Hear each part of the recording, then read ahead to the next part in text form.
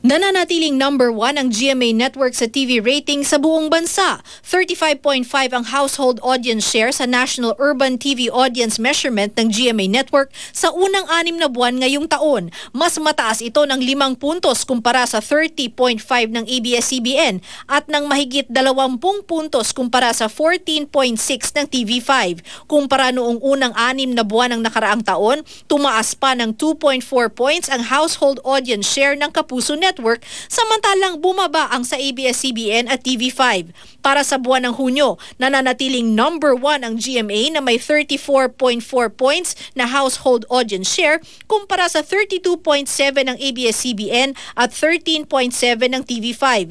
Batay ang mga datos sa Nielsen TV Audience Measurement na mas pinagkakatiwalaan ng mas nakararaming kumpanya sa industriya.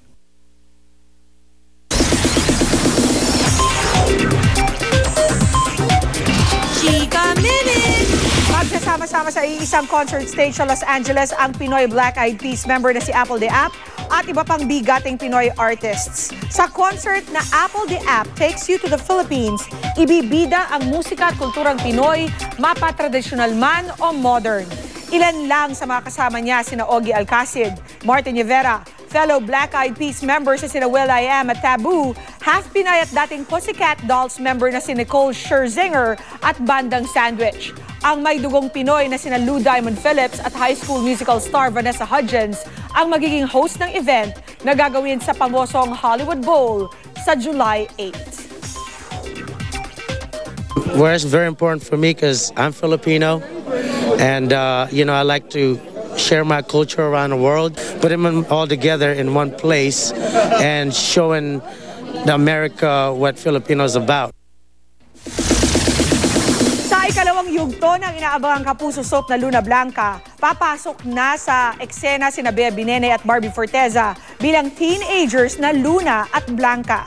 Makichika kay Lar Santiago. Excited na sina Barbie Forteza at Bea Binene sa pagpasok nila sa second generation story ng primetime soap na Luna Blanca. Si Barbie ang magiging teenager na Blanca na ginagampanan ngayon ni Mona Luis Rey. Si Bea naman ang magiging Luna na role ni Jillian Ward. Kung naantig sa mga eksena ng mga batang Luna at Blanca. Ate Blanca, patay na si Lolo Iwi.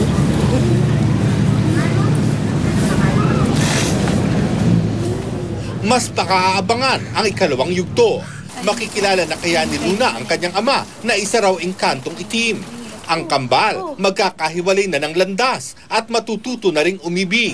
Kaya naman magkakaroon ng bagong ka-love team sina Barbie at Bea. Si Barbie, makakatambal si Derek Monasterio. Si Bea naman, si Christopher Martin ang ka-love team. Wala akong masabi. Hindi ako makapaniwala nung umpisa. Hindi ko talaga na-imagine na someday magiging ka-love team ko si Derek. Nagpapasalamat po kami sa GMA for giving us the opportunity na kaming dalawa naman ni Christopher ngayon yung magka-partner. And syempre siguro kahit pa paano medyo maninibago ko. Paano na kaya ang Joss Be Love team nina Barbie at Joshua Junicio at ang Jabea nina Bea at Jake Vargas? Alam naman po naming dalawa na trabaho lang po talaga to. Nagkausap kami and yun, okay naman siya.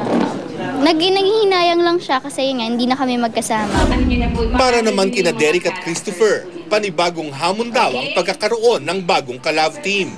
Kasi magkakasama na po kami sa Twin Hearts, so parang kahit sino pa sa amin i-love team doon, parang kampante na kami.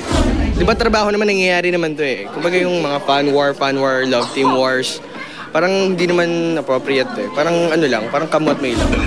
Handa na rin ba si Bea na magpaitim bilang si Luna? It's a challenge. Di ba po, sa Alice Bungis-ngis, naging challenge sa akin yung buhok ko. Ngayon naman, challenge sa akin yung complexion ko. So, I'm looking forward. Sa susunod na linggo ay magsisimula ng mag-taping ang 4 na twins at madrama ang karamihan sa kanilang mga eksena. Kaya pinaghahandaan daw nila ito ng husto. Lars Santiago, updated sa Showbiz sa Penang.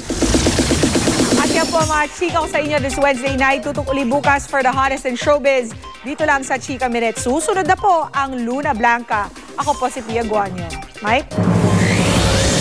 Maraming salamat, Pia. At yan po ang mga balitang aming tinutukan excuse me po, sa nakalipas sa 24 oras, maraming salamat sa inyong pagtitiwala. Sa ngalan ni Mel Tiangco, Cara David at Pia Guanyo, mula sa Tahanan ng Katotohanan, ako po si Mike Enriquez. Ito ang GMA, walang kinikilingan, walang pinoprotektahan, walang kasinungalingan, serbisyong totoo lamang. At dahil hindi natutulog ang balita, nakatutok kami 24 oras.